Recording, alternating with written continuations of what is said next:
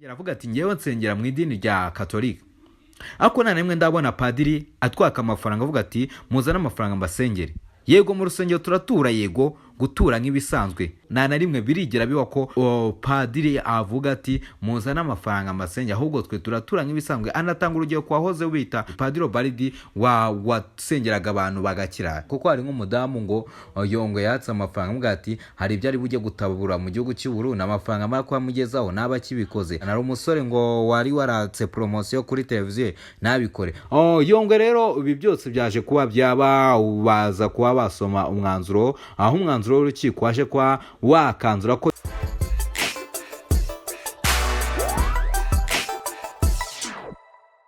mbahaye ikaze bakunzi ba Big Town TV. Nkuko bisanzwe nanjye mbasuza mbifuriza gukomeza kugubwa neza aho muri mwese. Nyita Slim Jesus.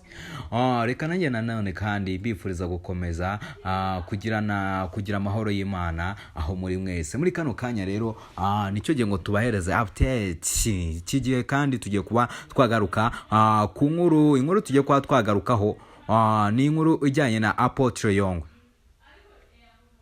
Apotre Yongwe rero muri iyi minsi hari hashize iminsi aho yari yaratawe muri yombi, aho yakurikiranweho icyaha bivuga ko harimo uburiganya, ibyaha bigiye bitandukanye, aho hari abantu benshi yagendaga avuga ati zani turo ngusengere, byose akaba yarabikoraga imbere ya kamera. Then kandi muri ibi bintu byose yakoze hari abantu benshi bagiye bavuga ko wenda yabature cyangwa se yabatse amafaranga bikarangira ibyo abemereye kuhakora atabibakorera. Mu rubanza rero umushinjacyaha yaje kuba yavuga ko we ku giti cye asengera, avuga ati ngewe nsengera mu idini rya Katolika. Ariko nta nemwe ndabona padiri atwaka amafaranga avuga ati muzana amafaranga mbasengere. Yego mu rusengero turatura, yego gutura nk'ibisanzwe.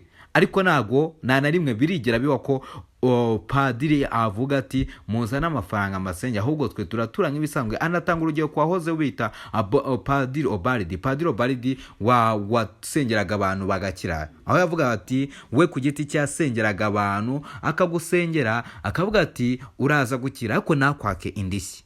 Rero uyu nguyu Apotre Yongwe ni ibintu nyine navuga ko n'ubundi byari byaracanze abantu benshi cyane, kugeza aho umuntu dufata nk'umupasiteri cyane ko ahubwo yita umuhanuzi, aho we yajyaga imbere ya media akavuga ati muzana amaturo, ngukeneye visa uzana amaturo ngusengere, ukeneye kizana ituro ngusengere. Just we akabyamamazamo nyine, wumva ko ari byo yashyize imbere, ari byo ari gushyira imbere cyane kurusha ibindi cyane, nyine ibintu byo kwaka amaturo. Ibi rero navuga ko ni ibintu navuga ko bibabaje, ni ibintu navuga ko byababaza buri muntu wese. Ni n'inkuru kandi muri kano kangiye kuba nagarukaho, ariko ni inkuru iri buze kuba yababaza abantu. Hari abo biri bubabaze, ariko nanone harabona avuga bagizweho ingaruka n'ubu butubuzi. Ni ibintu byo nakitwa nk'ubutubuzi bwa Yongwe, kuko hari nk'umudamu ngo Yongwe yatse amafaranga avuga ati hari ibyo ari bujye gutabura mu gihugu cy'u Burundi, amafaranga amara kwamugezaho naba kibikoze. Hari ibintu byinshi cyane. Hari umusore ngo wari waratse promotion kuri televiziyo nabikore. Apotre Yongwe rero yari yajuriye avuga ko byibuze bishobora kuba nyine bamugira icyo bamuhindura bakamurekura akaburana atafunze, akaburanira hanze. Ariko nanone biza kuba uno munsi umwanzuro waje kugaragaza ko bidakunda. Mu gihe Apotre Yongwe wibi yabivugaga, we yavugaga ko ahanini abisabye kubera ko we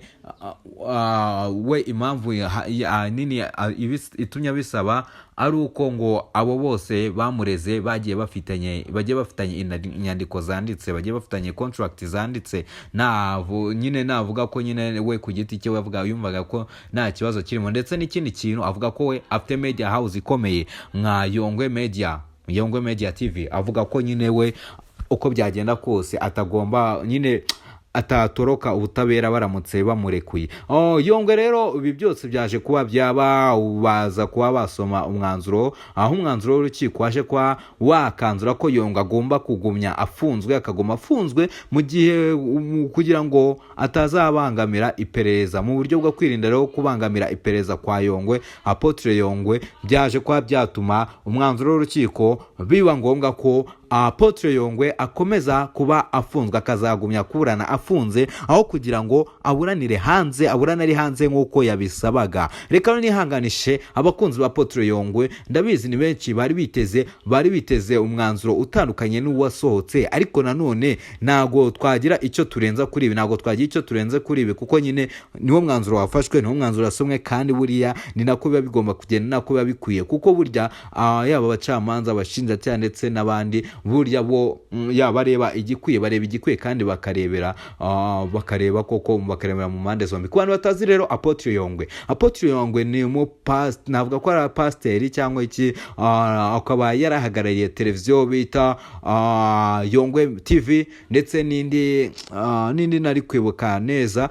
Ubwo urumva rero Apotre Yongwe yarasanzwe ari umuntu uzwi muri media, cyane, aho yarazwiho ko ari nk'umupasiteri, umuhanuzi. Urumva ko ari umuntu wajyaga usengera abantu, ariko nanone ikintu yarazwiho gikabije nuko we ku giti cye iyo yabaga ari muri media akundaga kugaragaza ko we ikintu cya mbere akorera abantu, gusengera abantu, akabigira nkaho ari inyishyu, akakubwira ati zana amafaranga ngo tusengere, zana amaturo ngo usengere.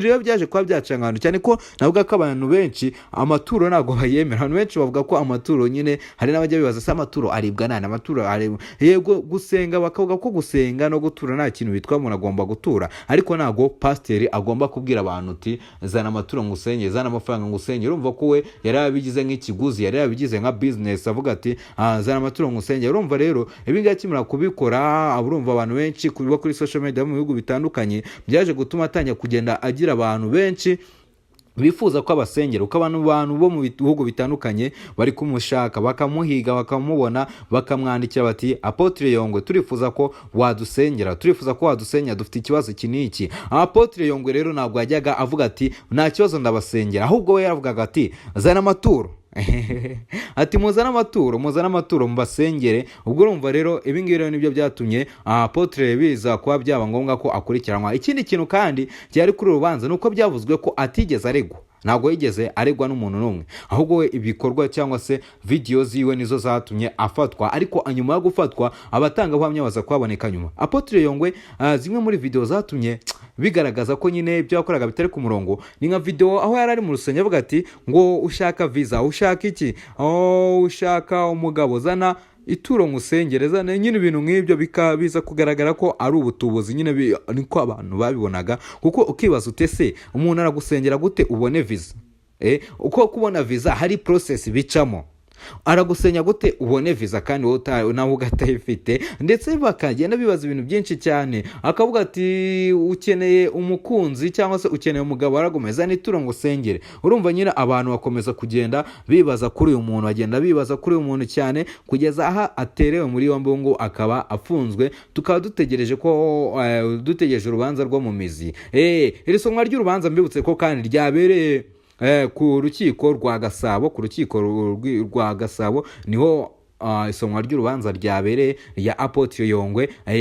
Rubanza kandi rusoje Apotre Yongwe byanzuye ko Apotre Yongwe agomba kuba afunzwe, akaburana afunzwe mu gihe umwanzuro utarafatwa, kugira ngo abe atabangamira iperereza. Mu gihe we yemeraga ko yatanga n'ingwate, akanavuga ko afite media house, akavuga ko afite ibintu byinshi cyane bikomeye, ariko ingwate yaje kwateshwa agaciro. Ubu rero Apotre Yongwe ubu ngubu akaba agiye kuguma afunzwe kugeza igihe wenda azaba yaburanira mu mizi. Rero ndabizi ni benshi muba mutegereje update za Big Town TV, ndabizi kandi ko ari benshi muba mufite amatsiko, ni benshi muba mudukurikiye, ni benshi muba mukeneye byiza.